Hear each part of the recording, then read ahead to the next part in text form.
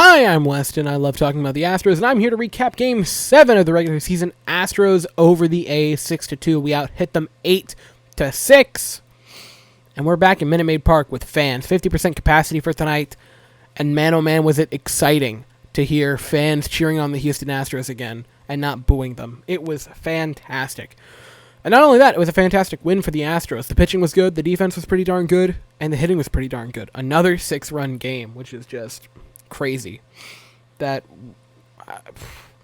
the Astros look good this year. And I know it's only 7 games, but boy, they're looking powerful. So on to the first inning. Cristian Javier gets the start for our home opener, and he strikes out the side. Canna, Olsen, and then Laureano go 1-2-3 swinging strikeouts. And boy, did he look good after that first inning. Bottom half of the first, Altuve lines out to short, and that was the hardest hit ball for, I think, a while. I think it was 105 or 106 off the bat. It was a missile that Altuve hit. Granted, it was an out, but what have you. Then Brantley just flares a little shorty into right field for a single, so that was cool in his return. Bregman flies out to deep center, I believe it was, and then Yordan strikes out looking, so not great hitting-wise, but the pitching was fantastic. Speaking of the fantastic pitching, in the second inning, strikes out Matt Chapman. Moreland lines out to Altuve, and then he strikes out Sean Murphy. And my goodness, is Javier on fire at this point. Bottom half of the second, speaking of on fire, Correa hits one shallow, but it still gets out into the opposite field. Home run, makes it 1-0 Astros. After that, Yuli flies out to right, I believe. Tucker flies out and Straw grounds out. So nothing else. They go 1-2-3, but still, home run by Correa makes it 1-0. In the third, Brown flies out to Straw. Andres grounds out to Alex Bregman. But that's sort of unfair to say, because that was much less Elvis Andres doing anything wrong, and that was just Bregman making an insane barehanded play to get the out. Then Kemp walks, which I want to say this really quickly. Every single Oakland A was booed before the game when they were announcing him, except for Tony Kemp. He got the standing ovation because we freaking love Tony Kemp. We on this channel stand Tony Kemp, and you can't make me change my mind. So he gets a walk. Canna then lines one to left, which, then it's looking a little dicey. 2 runners on, but then Olsen hits one into the shift to Correa. We get out of the inning. No runs given up. Bottom half of the third, Castro, Altuve, and Brantley go 1-2-3. On to the fourth, Laureano strikes out. The ball gets past Castro, but he gets him running to first for the out. No harm, no foul. Chapman flies out to Michael Brantley, and then Moreland grounds one to Altuve, who can't quite make the backhander, and so instead of throwing it and maybe allowing him to get to second, Altuve just swallows the ball. Doesn't really matter. The next batter, Sean Murphy, popped up to Carlos Correa, so we move on to the bottom half of the fourth, where Bregman grounds out to Chapman. 2 fantastic third basemen just, grounding out to each other. Side note, is there a division that's more stacked at third base than the AL West? Boy, our third basemen in this division are good. So that happens, and then Yordan doubles. Correa with an RBI double to score Yordan Alvarez. Yuli flies out, and Tucker grounds out, but the Astros make it 2-0 in the fourth. On to the fifth. Brown grounds out. Andrus doubles. After that, Kemp lines one out to Tucker. Canna walks. But then Olsen strikes out looking, so we get out of the fifth, and that would be the end of Cristian Javier's night. In the bottom half of the fifth, we'd get a little bit, not much, but a little bit going. Straw grounds one to Kemp, who hurt his finger, so he didn't quite come up with it. It was ruled an error, which that was kind of sad to see. Then Straw steals second for the first steal by the Astros of the season. And I want to make a point really quickly. I feel like we're going to win a lot more games not stealing bases this year. Because if you look at the past couple years, at least to my knowledge, the teams that don't usually steal a ton of bases usually are better because you're not risking those out. I believe the mathematic calculation is you have to be at least 75 or 76% successful on all stolen bases for it to be effective and actually helpful to your team than a hindrance. And I'm perfectly fine just not stealing bases. Or the only people that I would want to put in motion are maybe Altuve, maybe Tucker, and Straw. Those are the only 3 people I would want to see stealing bases. The other, don't bother. They're not that worthwhile. So many runs are on home runs in this day and age, so I'm cool not doing that. So like I said, that happens. He steals second. Castro strikes out. Altuve grounds out, and then Laureano robs Michael Brantley of extra bases and probably a run. Not probably, actually. That's Miles Straw running. So on to the 6th. Ryan Stennik enters, which, by the way, Ryan Stennik, man, He's looking great. He comes in for relief of Christian Javier, and 1-2-3 with a strikeout in between to end the 6th inning. And in the bottom of the 6th, the Astros get some more offense. Bregman grounds out to Chapman. Again, the two great third basemen, just outing each other. That sounds wrong, but we're going with it. Then, Yordan Alvarez, the Cuban Missile Crisis, launches it. Second deck to right field. And that swing, right? Like, that wasn't a home run swing. That just looked like a normal swing. And he just crushed it. Like, he's not human. It's insane how well Yordan can it looks like he's just flicking it.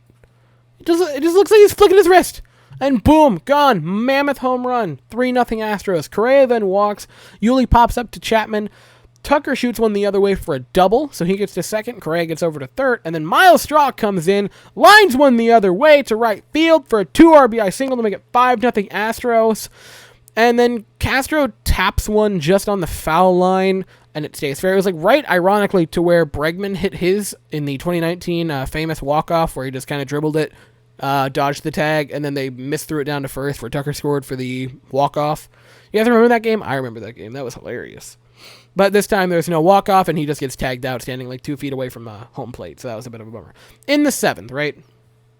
Moving on. Ground out to start the 7th. And then Dusty Baker takes out Ryan Stennik. And here's the thing. It was supposed to be a lefty-on-lefty, right? Which is good for them. But they were going to pinch hit with Ryan Piscotty. I think it's Ryan Piscotty. Piscotty, I know that. And so he goes, all right, we're going to take out Stennik. Now, look. I've said this before, and I'm going to say it again, and I'm going to say it until it stops happening. I don't care about platooning. If you have a pitcher who's rolling, who's doing well, and who has been doing well this season, don't take him out. I don't care if it's lefty on lefty. I don't care if it's righty on righty. Just let him go. Ryan Stennik looked fantastic to this point, and it didn't end up hurting anything. Blake Taylor came in. He got 2 outs, and it was fine. But I don't care. And I'm an advanced analytics guy. I like advanced analytics. I use that more than just normal standard ones.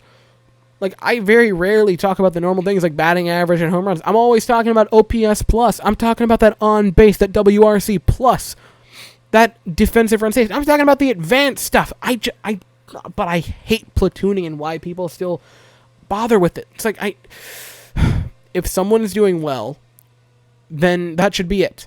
You shouldn't take someone out because, but you both are dominant with the same, you both write cursive with the same, I don't care. If he's rolling, then let him roll. That was like a 5-minute rant, but it was good to get that out of my system. Anyway, so Blake Taylor comes in, nothing really happens, Piscotty lines out to center, and Brantley on that play makes a great running catch to rob him. Michael Brantley, man, he's not going to make these diving crazy catches while he did in the 2019 ALCS, which is the patch that I'm wearing. But he's plus with the glove. He is always impressive with the glove.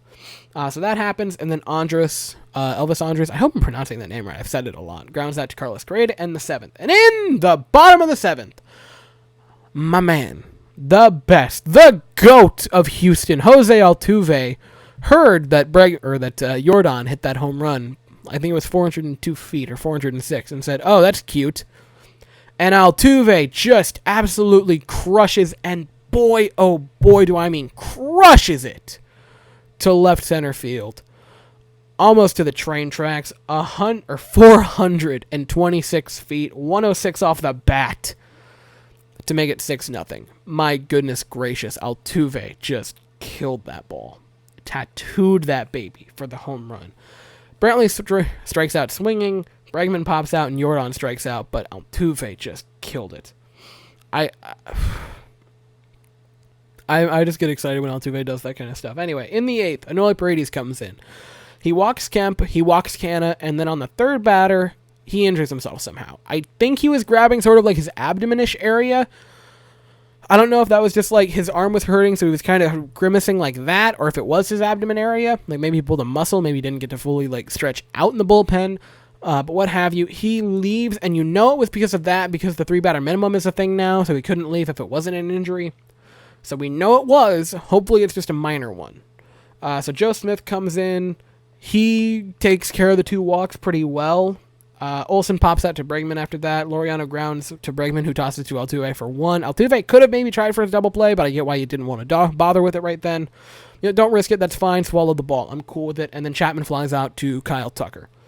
Bottom half of the 8th, Correa flies out. Yuli grounds a comebacker to the pitcher, who gets him, and then Tucker pops out. In the 9th, then Brooks Raley comes in.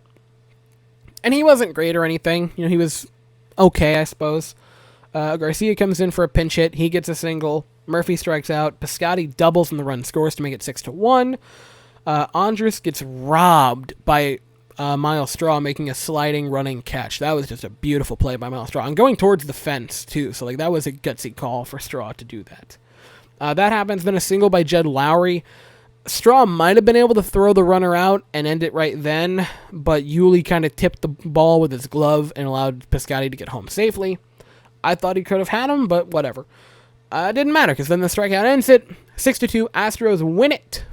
And it's a fantastic game back in Minute Maid.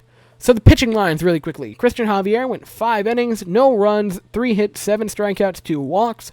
Ryan Stennik went 1 1/3, no runs, no hits, 1 strikeout, no walks.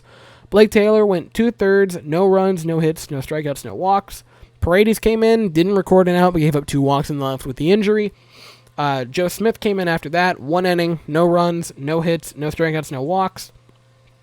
And then Brooks Raley came in to end the game, 1 inning, 3 hits, 2 runs, 2 strikeouts, no walks. So my final thoughts for the game.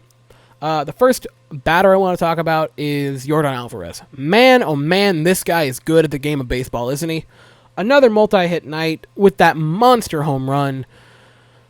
And it just... It feels like people just aren't figuring out Yordan Alvarez. And, sometimes a rookie will start super hot. Like, if you guys haven't seen the incredible John Boy's video about, I forget his name. The video is entitled, My Favorite Worst Player. It's a great video about, Jeff Francoeur, there it is, and his incredible start, and then people started figuring him out, and he kind of fell off a cliff. Yordan hasn't been figured out. And my big fear going into last year was man, Yordan, he looks great, but I'm worried about the shifting problem. I'm worried that he might not be able to go the other way. And he doesn't seem to have that problem. He's been going the other way quite a few times this year. And if he isn't, he's just putting it out of play. So Yordan is very, very, very good at this whole baseball thing. And my goodness, am I ecstatic to see a full season of this guy. Correa has probably his best game of the year, 2 for 3, a walk, and that great home run. So that was pretty cool to see. Good to see him starting to kind of bounce back. Altuve has his first home run of the year, and boy, that was a big one. It made Yordan's look like a wall scraper.